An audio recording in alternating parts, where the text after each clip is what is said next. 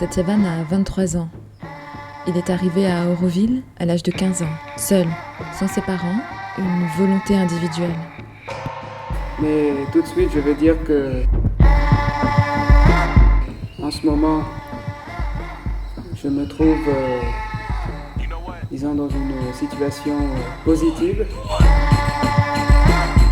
Parce que depuis quelques semaines, ça fait 2 mois, 3 mois, tu m'avais parlé de où j'en suis en ce moment, dans mon yoga. Et moi, je dirais que c'est la discipline.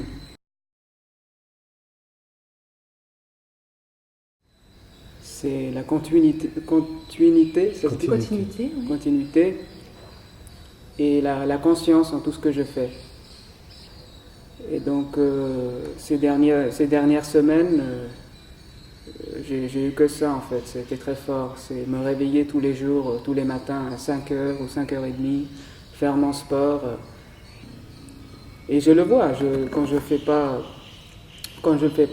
le sport, par exemple, ma journée ne commence pas en fait.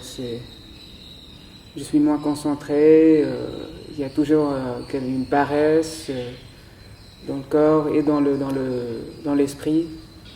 Mais par exemple, j'arrive pas à me motiver à faire ça pour tout.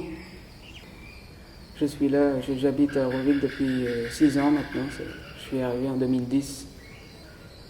Et c'est la discipline, il y avait toujours un manque de discipline.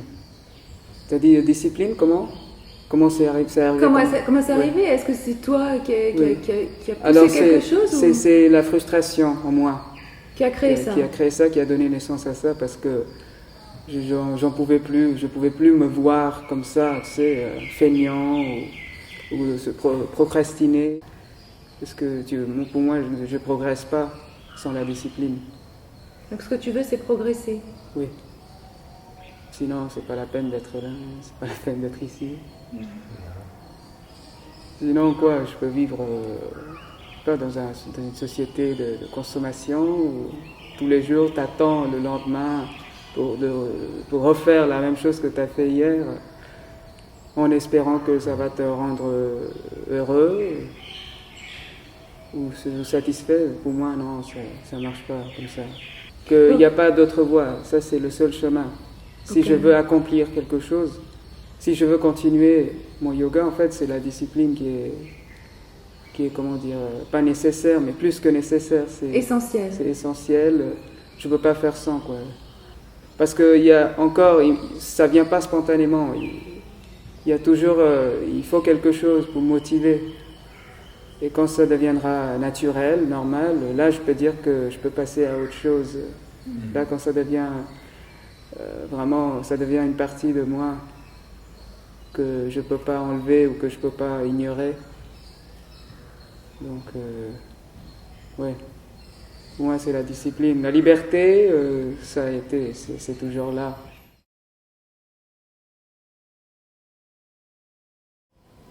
Déjà, moi, je commence toujours par dire qu'il n'y a pas de liberté sans la discipline. Et comme je dis, c'est restreint pour ce moment. Mais après, il va falloir, je suis sûr, il va falloir élargir ça, casser ça. Donc, j'ai la liberté de faire ça, de casser ça. Que ailleurs, peut-être, j'aurais pas, où c'est un cadre très fermé, et tu dois agir dans ce cadre, et c'est tout. Parce que sinon, tu sais pas ce qui va se passer. Encore, c'est la peur. Donc, je suis libre de changer ça, en fait. Oui, par exemple, quand tu dis tu es né libre, ça marche pas en sanskrit. Dans le sanskrit, au moins, je dis. Tu es pas né libre, tu es né. Tu es enchaîné à tous tes désirs, tu es esclave de ton vital, de ton mental, tout ça. Et il faut se libérer de ça, en fait. Donc c'est ça la liberté. Oui, mais la liberté, c'est pas gratuite, il faut lutter pour ça. Donc quand tu demandes la liberté inconsciemment, finalement, tu peux pas l'avoir. C'est pas une liberté réelle, c'est pas une liberté authentique. Tu n'es pas libre, en fait. Dès le début, c'est la consommation, le capitalisme, c'est ça. Donc tu es esclave, tu dépends de ça. Donc comment est-ce que tu n'es pas libre? Tu dépends de quelque chose dès le début. Tu es libre de consommer, mais tu dois consommer quelque chose, tu n'es pas libre de ça.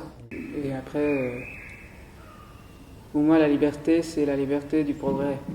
Et que je suis libre de faire ça, il n'y a pas quelqu'un qui me force à le faire. Ça, c'est pour moi, c'est la vraie liberté, quand je peux choisir vraiment pour moi-même, pour mon voyage intérieur, pour le progrès intérieur. C'est quand il n'y a pas quelque chose, parce que moi, je ne suis pas libre encore du tout, au contraire. Je suis gouverné par mes peurs, par mes idées, par mes constructions mentales, par les gens qui m'entourent. Donc, se libérer de tout ça, pour moi, c'est là qu'il y a la vraie liberté. Oui, il y a la notion de l'effort qui est omniprésent quand tu parles. La notion de l'effort. C'est l'effort. Il y a la discipline, mais il y a surtout l'effort. Oui.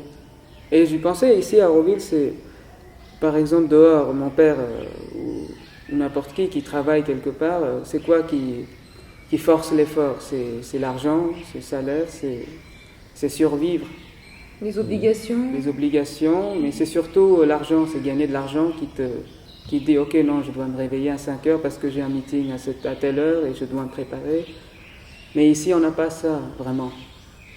Donc comment faire pour faire sortir cet effort spontanément?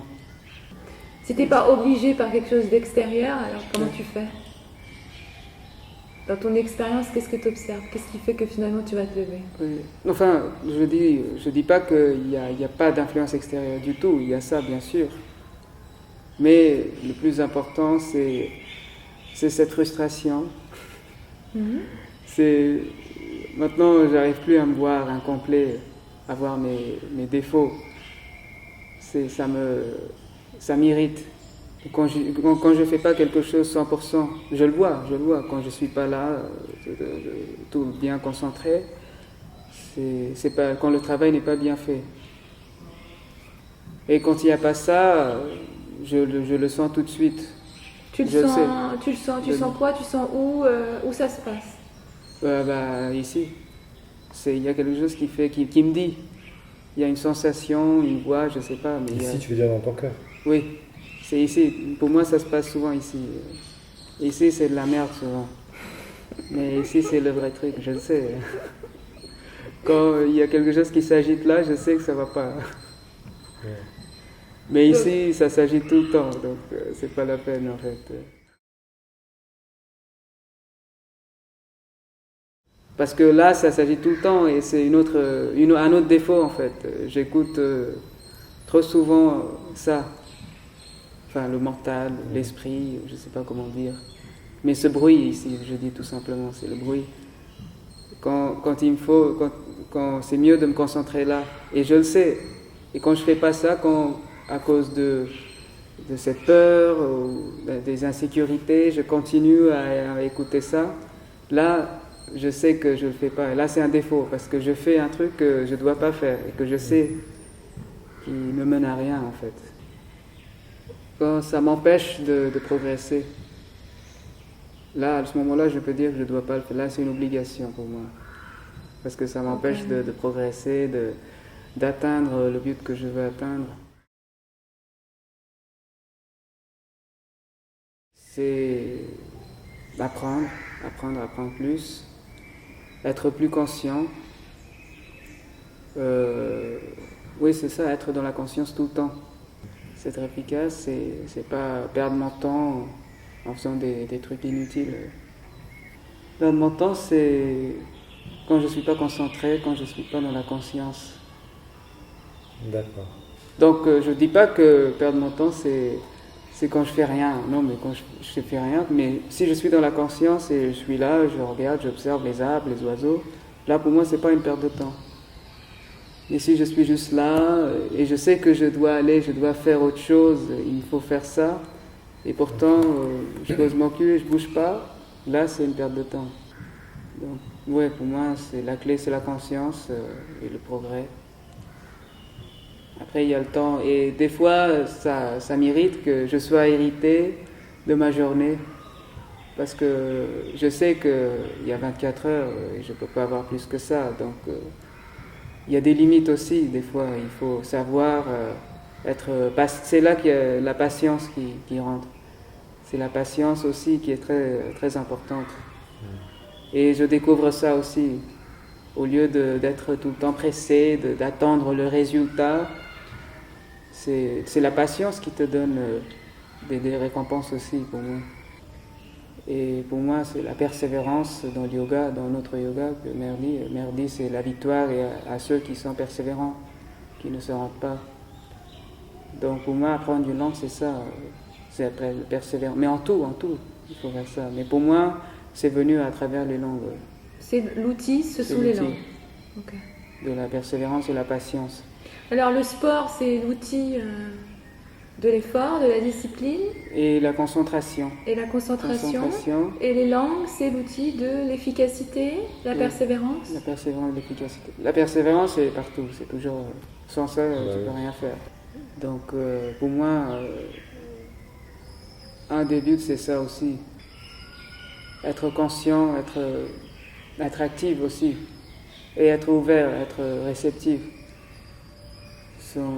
Pour moi, ça marche quand je me couche tôt. Et après, je me réveille tôt. Et là, tout de suite, je vois la différence dans tout ce que je fais.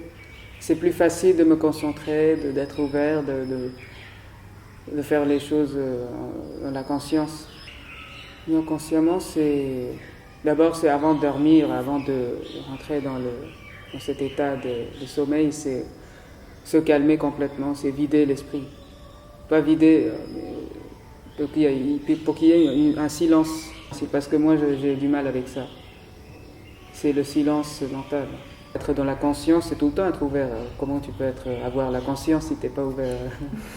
Si tu es fermé, tu bloques, la conscience elle est là, mais tu ne veux pas qu'elle rentre, parce que tu es fermé. Donc pour moi, personnellement, le travail sur le corps, ça m'a donné beaucoup de choses. Ça m'a donné le courage, la confiance, la conscience, la connaissance. Parce que sans ça, c'est incomplet. Tu peux pas vraiment... Si tu ne connais pas ton propre corps, c'est une inconscience encore. Il y a tout ça. Et travailler en équipe. Parce que c'est important aussi de travailler avec d'autres corps conscients.